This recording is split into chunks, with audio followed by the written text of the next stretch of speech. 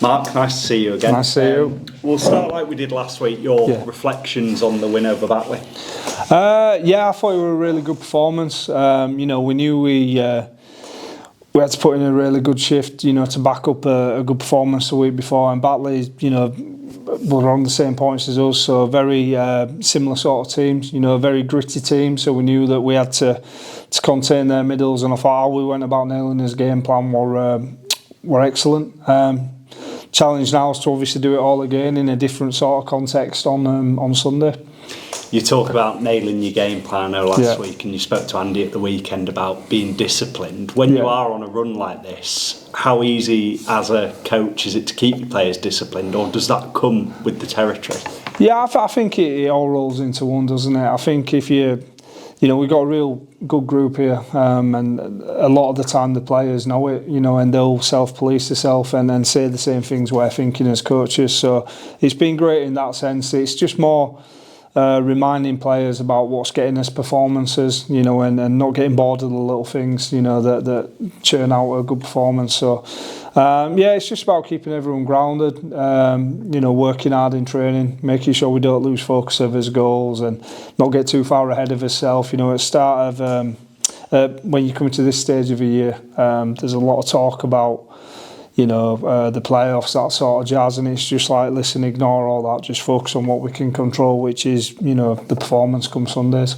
As you say, when we do get to this stage of the season, it's only natural that you do things like the playoffs. Do you feel the group of players you've got here, though, are good at keeping the focus from what you've seen with them and working with them? Yeah, definitely from my time working with them, I think they've been outstanding, and our challenge now is just to make sure that we keep on going week by week. And I know I sound like a broken record in saying that, but it's literally just week by week. You get a result Sunday, you dust yourself off Monday, come to training Tuesday, and you just focus on that week ahead. You don't even look past that.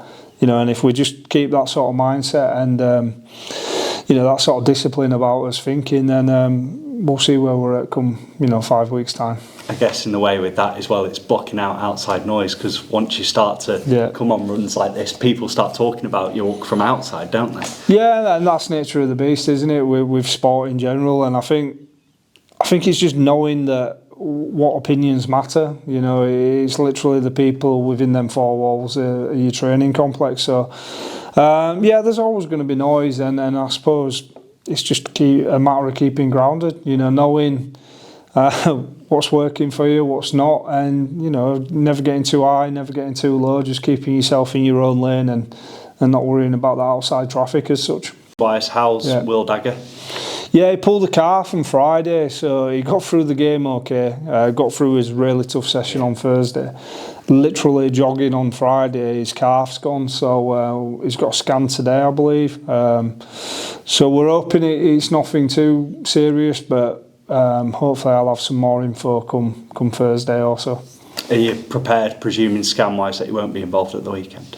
Yeah, he definitely won't be involved on the weekend. I thought Joe Brown slotted in effortlessly. I mean, when I first watched Brownie play, we were at Wigan as a fullback, so I don't think there's any issues there.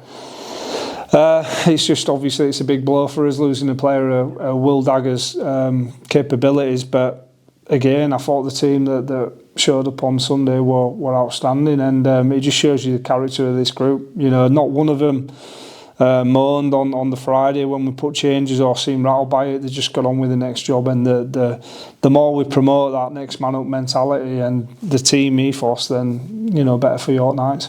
That must be great for you, regardless of who comes in. You mentioned Joe slotting in there as a coach and someone who's in charge of all these players. If they can all buy into that collective effort, that's massive. Yeah, that's it. That's exactly what you want, and it's just making sure that everyone understands that, which we are doing at the moment. So listen, there's going to be a few more twists and turns and a few more bumps and bruises for not only us but all the teams, competing for them and vying for them playoffs. So you just got to roll week by week. Take your medicine when it comes at you, and just keep on putting your best foot forward.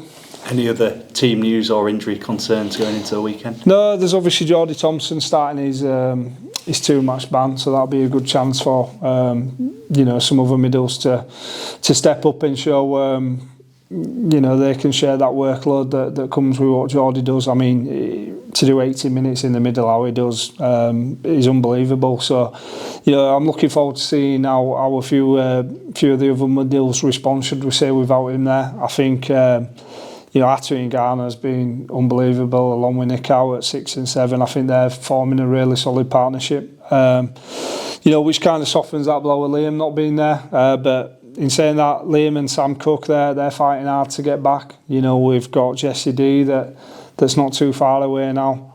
You know, Miles Harrison's getting on with his rehab. Levi Edwards has just had surgery, so he's about 4 weeks away from being fit. So, you know, there's a few blows coming, but there's also a few troops that are chomping hard to get back. People on the cusp to get back, which is good news. Looking ahead to Sunday, Whitehaven, I know we discussed last week it was a bit up in the air, but what a result for them going to Dewsbury with just 14 men. It's going to be a bit of a different challenge, isn't it, for your side going up, given the circumstances up at Whitehaven? 100%. We're expecting a very tough physical game. You know, you never get an easy game against any Cumbrian team, but especially, you know, with the circumstance that comes. Our challenge is obviously not playing that occasion and just getting on with the business at hand, which is obviously getting the result that we're craving. So, yeah, there's going to be a lot of emotion and passion for Whitehaven coming in. You know, I think they're off 2 wins now. You know, they beat Doncaster in an excellent performance, and then another performance against Dewsbury. So, listen, we're under no illusions. We know exactly what Whitehaven are capable of, and we'll be just focusing on, you know, obviously looking at where we feel we can exploit them, but making sure that, you know, we're building on where we want to be too. So, yeah, listen, we're expecting nothing but, you know, one of the hardest games of the year, as you do every single week. So I think the beauty of the championship this year is anyone can beat anyone. Yeah. So, yeah, we'll be looking at a few areas that we feel we can get some joy, but likewise they'll be doing that to us. But we're just going to make sure we focus on ourselves and hitting our standards on where we want to be as well. It's a good thing now for the sport as a whole that things are kind of resolved, and I say that with a kind of, we don't know what could happen, but the fact that the game is on and they are playing games, that is only a positive. Yeah, I hope so. I mean, Whitehaven and you know, all the Cumbrian teams have a rich history and heritage in rugby league, and as a fan of rugby league, not just a coach, you know, I want to see Whitehaven thriving. Hopefully not on Sunday, but I want to see him thriving. After Sunday. Yeah, listen, I'm sure there's a load of internal politics and a load of stuff that's not come to light yet that we're not aware of, and you know, from a rugby league fans' perspective, I hope it all gets sorted and they can start flourishing again, because I think Cumbrian Rugby League's you know, a heartland of rugby in this country, and I think there's some excellent players that come from there. So hopefully, you know, whatever's happened and they can start building for a more stable future. Last one from me. I've got to ask you this. Wakefield winning the League Leaders Shield at the weekend. Your former side, some familiar faces there for you. Just your reaction to that? Yeah, happy for them, especially the players that I've worked with, and you know, the whole organisation.